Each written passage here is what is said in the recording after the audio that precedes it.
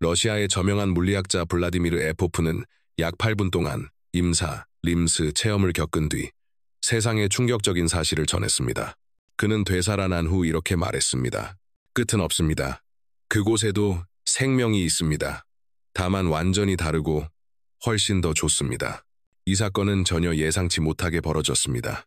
임펄스 설계국의 수석 엔지니어였던 블라디미르, 그리고리에비치는 심한 기침 발작으로 인해 갑자기 쓰러져 소파 위에 생명 반응 없이 누워 있었습니다.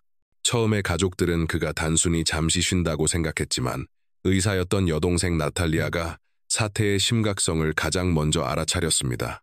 그녀는 오빠의 어깨를 살며시 흔들며 괜찮아요? 라고 물었지만 아무런 대답이 없었습니다. 맥박이 느껴지지 않자 나탈리아는 즉시 심폐소생술을 시작했습니다. 8분 동안 필사적으로 오빠의 생명을 붙잡기 위해 싸운 끝에 마침내 미약한 맥박이 다시 느껴졌습니다. 블라디미르가 스스로 숨을 쉬기 시작했을 때 나탈리아는 안도의 눈물을 흘렸습니다. 그는 간신히 속삭였습니다. 아니야, 이게 끝이 아니야. 그곳에도 생명이 있어. 하지만 완전히 달라. 훨씬 더 좋아. 이 경험 이후 에포프는 자신이 저 세상에서 본 것들을 과학적으로 기록하기 시작했습니다. 이는 임사체험을 기반으로 한 최초의 과학적 연구가 되었고 그의 보고서는 학계에 큰 관심을 받았습니다. 국제과학자협회 회장 아나톨리 스미르노프 교수는 이렇게 평가했습니다.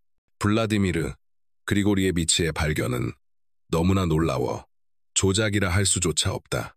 인공지능 분야의 권위자였던 블라디미르는 오랜 세월 우주 기술 개발에 헌신했습니다. 그는 유리 가가린의 우주비행 프로젝트와 현대 로켓 미사일 시스템 개발에도 참여했으며 여러 차례 국가 공로 훈장을 받았습니다. 하지만 임사체험 이전에 그는 철저한 무신론자였습니다. 과학적 데이터만을 신뢰하며 사후 세계에 대한 모든 이야기를 단순한 종교적 상상이라 여겼던 그가 이 사건을 겪은 후 완전히 다른 세계관을 갖게 된 것입니다. 그날은 3월 12일, 그는 여동생 나탈리아 고레바의 집에 머무르고 있었습니다. 그리고 그날 이후 그의 인생은 영원히 달라졌습니다. 블라디미르는 갑작스럽게 심한 기침 발작을 일으켰습니다. 숨을 쉬기 어려워졌고 폐가 제 기능을 멈추자 그는 더 이상 숨을 들이쉴 수 없었습니다.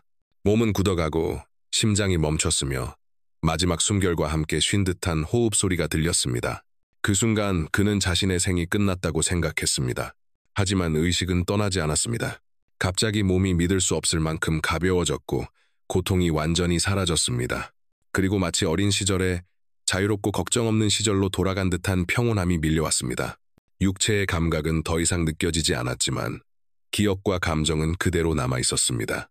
그는 자신이 거대한 터널을 통과하며 이동하고 있다는 느낌을 받았습니다. 이 비행하는 듯한 감각은 이전에도 꿈속에서 느껴본 적이 있는 익숙한 감정이었습니다. 방향을 바꾸거나 속도를 늦추려 시도했을 때 실제로 그것이 가능하다는 사실에 그는 놀랐습니다. 두려움 대신 완전한 평온함이 찾아왔습니다. 그리고 그는 곰곰이 생각했습니다. 만약 내가 이렇게 생각하고 있다면 이 세계는 실제로 존재하는 것이다.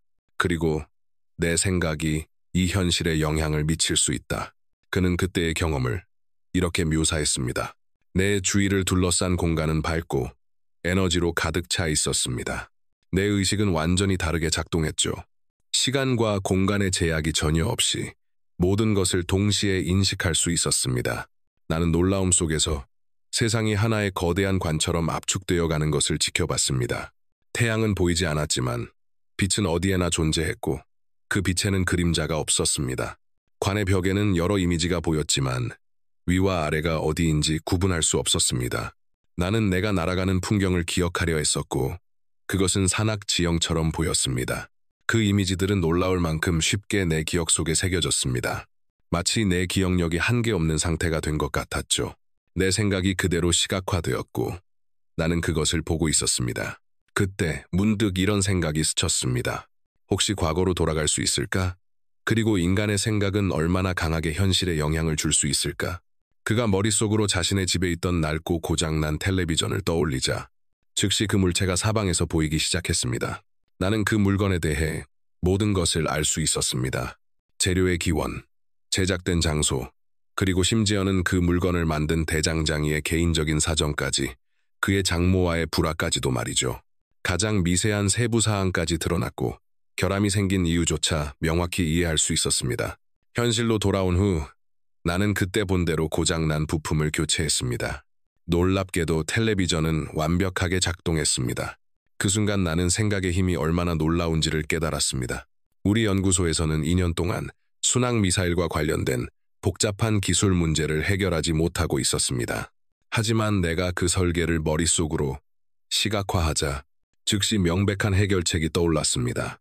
그 아이디어를 기록해 실험에 적용한 결과 완벽히 작동했습니다. 점차 나는 깨닫기 시작했습니다. 이 세상에서 나는 혼자가 아니었다는 것을요. 주변 환경과의 교감이 일방적이 아니라 서로 상호작용하는 상태로 바뀐 것입니다. 그는 당시를 이렇게 회상했습니다. 처음에는 내 질문에 대한 답이 단순히 내 생각의 연장선이라고 생각했습니다. 그러나 곧 깨달았죠. 내가 받고 있던 정보는 인간의 지식 수준을 훨씬 넘어서는 것이었습니다. 그 관 속의 세계에서 얻은 지식은 지금껏 내가 알고 있던 모든 것을 뛰어넘는 것이었어요. 그는 자신을 이끌던 존재가 있었다고 말했습니다.